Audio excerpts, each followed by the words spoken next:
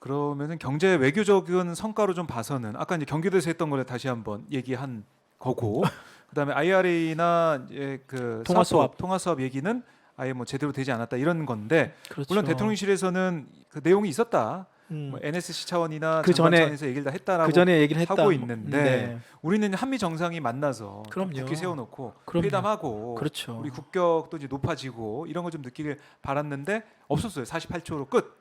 그것도 이제 악수를 두 번이나 하고 쫓아가면서. 쫓아가면서 막 서 있다가 뭐 계속 그런 게 좀 보여요. 그러니까 그게 그 예. 보신 분들은 정말 어떻게 영상을 보면 다 보셨어요. 보시면 정말 뒤쪽에 뭐 그 비속어 전에 그 네. 바이든 대통령과의 악수한 그 과정을 한번 그 영상을 보시면 예. 아 정말 좀 어떻게 보면 보기 민망할 정도로 우리나라 음. 대통령 그래도 한 나라에 대표하는 원수인데 국가 원수가 네. 동등한 입시라는 개념이 아니라 뭔가 막 쫓아다니고 그다음에 악수하려고 기다리고 있고 그 바이든은 옆에 그 펀드 그 온 사람들과 막 사진 찍고 있고 막 그렇죠. 그러고 근데 뒤에 서서 기다리고 있어요. 기다리고 있고 네. 저는 와 어떻게 저러고 저렇게 있을 수 있을까? 그 틈을 노려서 회담을 하기 위해 한미 정상회담을 하기 위해 기다리는 그런 모습 네, 그거였는데 예, 아쉽고 한일 정상회담도 아쉽고 근데 경제적인 면에서도 특히나 안타깝다. 제가 그 일부 몇몇 그 대기업 쪽 사람들한테 참 물어봤어요. 이번 네. 그 대통령 이 비속어 논란 자체를 물어보는 것도 좀 뭐 말하기 뭐 할 거니까. 근데 현대차 같은 경우는 분명 기대감이 있죠. 대통령 이번에 가니까. IRA 그리고 그 부분에 대해서 지금 네, 전기차 여러 가지 보조금. 그럼요 여러 가지 그거에 대해서 지금 미국 의회 쪽에 여러 가지 입장을 전달하거나 기업 쪽 네. 입장을 여러 가지 지금 그 직간접적으로 의원들 만나고 막 활동하고 있단 말이죠. 그리고 거기에 맞춰가지고 한국의 대통령이 직접 바이든 만나가지고 그 부분을 갖다가 어떤 언론들이 딱 그 찍는 그 장면에서 네. 공개적으로 간단하게 뭐 1분 브리핑이나 간단하게 그 오픈하고 빠지잖아요. 그 자리에서 뭐 한국의 어떤 뭐 그런 우려를 바이든한테 전달하고 바이든도 거기에 대해서 화답하는 그런 그림, 그런 워딩이 나오면 네. 그 기업들이나 이쪽에서는 큰 힘을 받는 거거든요. 근데 그렇죠. 전혀 전혀. 예상치 못한 네, 네. 그래서 이제 뭐라고 하냐면 이제 포기했더라고요. 뭐 이번은 기대 안 한다. 그래요. 기대 안 하고 기업에서 그리고 또 중간 선거까지는 이제 더 이상 우리도 별로 큰 기대를 안 한다. 중간 선거 끝나고 네. 중간 선거 끝나고 한번 기회를 보자 뭐 보고 있다 뭐 이런 얘기를 뭐 하고 자포자기하는 건가요? 그러니 그게 저는 그게 좀 안타깝더라고 그런 얘기를 듣는 게 왜냐면 네. 그 전에도 저 통화했던 이모는 그런 기대감을 했거든요. 아니 대통령께서 같이 좀 가니까 가고 뭔가 있지 않을까? 하면 좋죠. 그리고 또 기업들은 또 그걸 기대하고 네. 어? 근데 성과가 안 나왔다. 근데 근데- 물론 오늘 해리스 미국 부통령이 네. 일본에서 한덕수 총리 만나가지고 한덕수 총리가 이런 우려를 전달했더니 한국 전기차 생산이 미국 내에서 시작되기 전까지 과도 기간의 우려를 해소하기 위한 방안을 한국 측과 긴밀한 협의하에 지속해서 모색해가겠다. 어떻습니까 이 발언이? 아주 정치적인 발언이죠. 정치적인 발언이죠. 그러면 거기서 네. 그렇게밖에 얘기를 해야겠죠. 해리스 부통령 입장에서는 지금 중간선거 앞두고 그렇죠. 못해 여기까지 와가지고 네. 못할 것이고 그렇다고 또 거기서 확실히 챙겨줄게라고 못하죠. 그건 확답할 수 없는 왜냐하면 자기 일이 아니고 이건 미 의회 의회 얘기거든요. 그러니까 왜 하원 의장은 하원 의장은 낸시 또 펠로시. 거기 또 패싱 당하고 예. 패싱 당하고 그러니까 해리스 부통령도 자기가 해줄 수 있는 게 별로 없어요, 사실. 네. 그럼에도 불구하고 립 서비스를 했다. 그렇죠. 그럼에도 정치적 수사죠. 그러면 네. 그 만나 총리가 한 나라의 국가의 총리가 이렇게 얘기를 하는데 음. 안 돼, 못해라고 당연히 못하고 한국 정부의 그런 우려는 굳이 총리가 얘기하지 않아도 아마 다 알고 있을 것이다. 네. 그런데 이제 아마 이게 비공개적인 어떤든 한덕수 총리가 이번 그 대통령의 그런 그 워딩과 관련해서 이미 미국 조야는 이미 다 알고 있을 텐데 네. 좀 뭔가 설명이나 해명이나 뭐 그런 것들이 있었으면 좋았을 거라는 생각도 들지만 네. 지금 대통령이 저런 입장에서 그런 얘기 하는 게 더 이상한 그렇죠. 이상하게 보일 수도 정치 있어요. 때문에. 네. 네. 그러니까 그게 꼬인 거예요. 그게 더 이 그런 게 더. 꼬여 있는 상황. 그러면 결국에는 이제 경제 위기설 다시 한번 저희가 언급을 하자면 이게 특히 이제 엔화나 위안화 이 문제까지 이제 거론하면서 블룸버그 통신에서는 뭔가 경제 위기가 올 수도 아시아 있다. 경제 위기. 아시아 경제 위기가 올 수도 있다. 네. 이렇게까지 언급을 하고 있더라고요. 맞습니다. 네. 블룸버그는 네. 그 우리 그 독자분도 블룸버그가 이제 경제 통신이에요. 사실 네, 네. 그리고 여러 가지 이게 경제 매체들이 되게 많은데 이제 특히 좀 가려 읽을 부분도 있긴 있어요. 물론. 네. 그러니까 블룸버그는 경제 그들이 쓰는 어떤 그 네. 뉴스라는 것을 물론 시각이 약간 다를 수 있어요. 그러니까 외신이기도 하고 그다음에 그쪽은 기본적으로 그 블룸버그는 경제 매체 경제를 바이스하는 그 경제 통신이거든요. 네. 그리고 이쪽의 바이어스는 기본적으로 베이스는 월가 금융 월가 중심과 그다음에 미국 기업 내진 산업 기본적으로 이제 그런 시각을 대변한다고 보시면 돼요. 네. 그리고 또 그런 입장에서 봤을 때 국제 금융 시장 그리고 그다음에 그 금융자본들이 얼마나 편하게 자신들의 자본과 그다음에 산업과 네. 기업이 잘 활동할 수 있는 그런 중심이었던 여러 가지 그런 관점에서 이제 여러 가지 기사나 이런 것들이 보이는데 그럼에도 불구하고 그 블룸버그 통신은 이런 그 기사를 솔직히 무시 못하는 게 네. 이들이 쓰는 기사나 내용들이 시장에 영향을 미쳐요.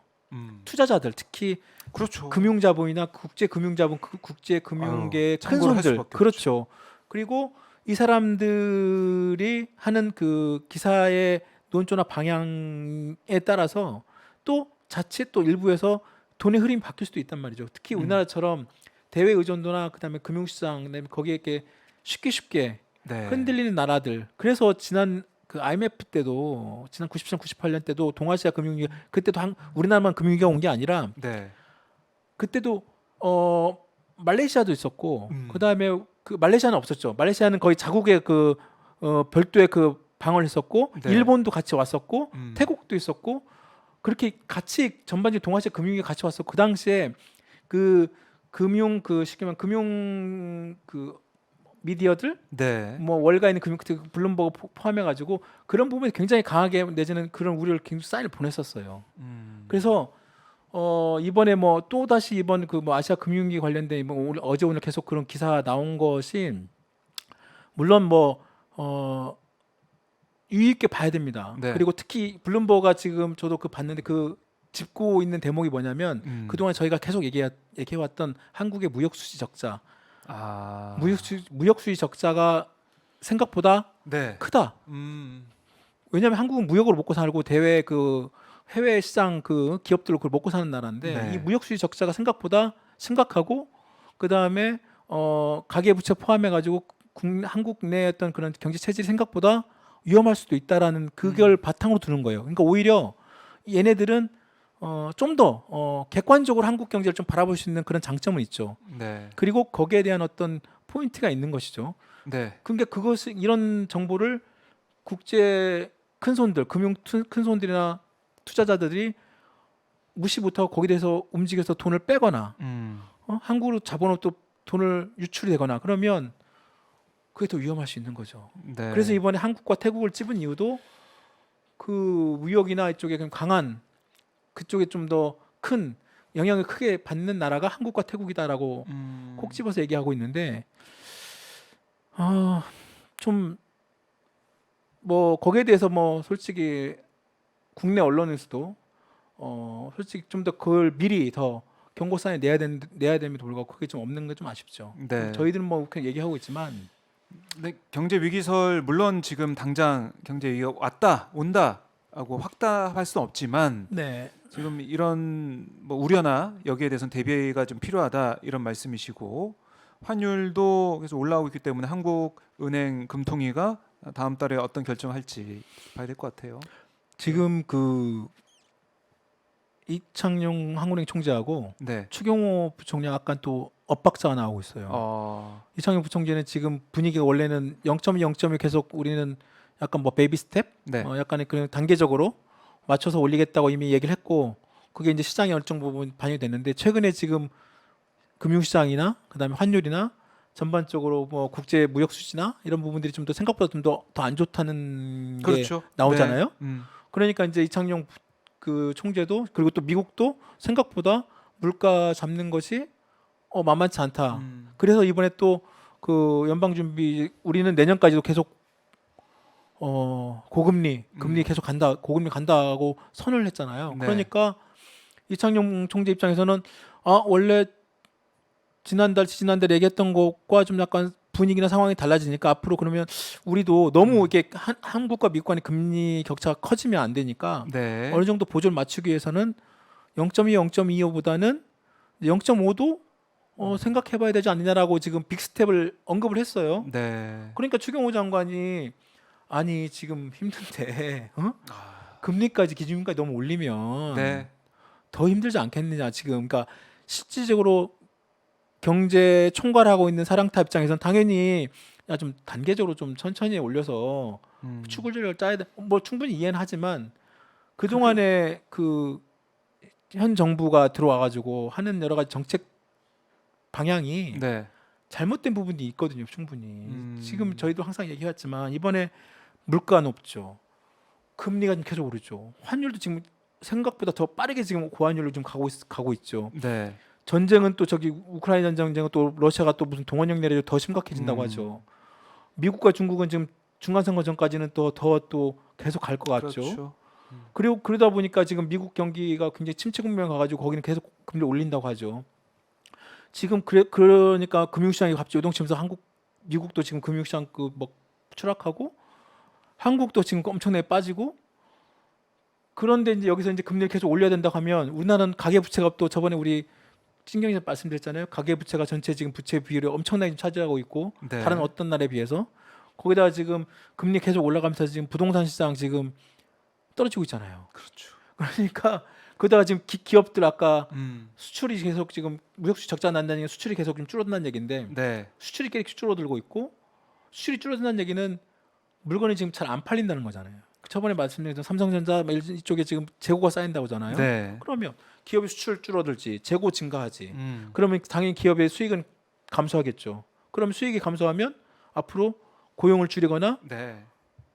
계속 위축되겠죠. 그러면 그래서 경기 침체가 오고 그게 경제 위기가 오는 거예요. 이 얘기를 저희가 지금 몇 달 전부터 계속 말씀을 드렸는데, 그러면 정부는 남들 재정을 좀 더 과거 뭐 코로나19 때만큼의 확장 재정은 아니더라도 어느 정도 재정을 좀 여유 있게 그나마 좀 적정하게 가져가면서 음. 그 지금 사회적 약자나 기업들 이런 부분들을 좀 마크하고 가야 되는데, 네. 오히려 지금 추경호 장관 쪽은 우리 재정 지출 구조조정한다, 우리는 더 이상 허리띠 졸라매겠다 딱 하고 있고, 그렇네요. 그러니까 이쪽에서는 계속 금리를 올린다고 하고 여기는 재정을 안 푼다고 하고, 그러면은 이제 가운데 있는 국민들만 아, 고통을 받게 되는. 힘들겠죠. 자, 알겠습니다. 아유, 좀 계속 이제 우울한 경제 소식만 전할 수밖에 없는 그런 상황이라서 네. 좀 안타깝고, 자, 블랙 먼데이, 검은 월요일에 이어서 오늘도 지금 보니까 아까보단 좀 올랐네요. 2,209 정도. 네. 반등이죠. 코스피 네. 조금 반등을 하는 모습 보이고, 환율도 1,425원. 네. 네, 이 정도로 와 있는 상황인데, 그러니까 이게 뭐 하루 이틀 내에 끝날 게 아니라 미국이 계속해서 금리 인상하고 있고 11월에도 자이언트 때 0.75% 포인트 올린다고 하니까 어쩔 수 없이 우리랑 이제 금리 차가 벌어지게 되는, 맞아요. 그게 네. 이어지게 됐어요. 자, 그래서 어려워요. 시장에서는 이번에 또 네. 윤석열 대통령 방미 순방 이후에 과거에는 뭐 김건희 여사, 김건희 리스크 뭐 그냥 우리 내부의 국내 정치 네. 봤을 때 그런 얘기 있었지만, 이제 본격적으로 윤석열 리스크다 뭐 이런 얘기도 나옵니다. 윤석열 리스크를 어떻게 관리해야 되느냐. 윤석열 리스크. 어? 예, 발언 하나로 이제 외신에서도 다 이제 보도가 되고, 미국 국회의원들도 뭐 비판의 트위터를 올리고 있던데, 지난번에 저희가 예. 찡경기에서 이코노미스트지에서 아, 윤석열 예, 예, 대통령 봤죠. 기본부터 배우라고 해가지고 음. 그 사파 있잖아요. 네, 그것이 이번에 그대로 그대로 현장에서 그림으로 드러난 거예요. 그래서 지금 아마 해외 외신이나 해외 그쪽 사람들은 네. 봐라, 이코노미스트가 정확히 지적했네. 아니 그렇게 볼 수도 그 있겠네요. 모습의 그 칼럼 네, 내용이 그대로 이번에 그 전파 전세에 탄 거예요, 그냥 그대로. 야, 그게 이코노미스트지의 네. 그런 지적의 내용이, 그러니까 이제 그 시장에서 윤석열 리스크라는 그 내용이 국제 시장, 국제 금융시장부터 해가지고 네, 한국의 여러 가지 뭐 코리아 디스카운트란 플러스 알파로 윤석열 리스크라는 게 그게 드러나는 겁니다. 그러니까 자, 이제 화면을 보여드리고 있죠. 네, 이코노미스트 그렇죠. 모습. 아, 저희 사파도 저렇게 좀 정말 특징을 잘 잡아서 잘 그렸다, 이렇게 다들 얘기를 하더라고요. 발에다가 신발을 네. 신고 맨발에다가 넥타이는 아, 허벅지에 딱 차고 있고. 아이고, 있는. 어. 알겠습니다. 자, 다음 주에 저희가 또 이 사안에 대해서 환율 네. 얘기와 또 경제 상황에 대해서 얘기할 수 있을 테니까요. 우선 이렇게 해서 넘어가 보고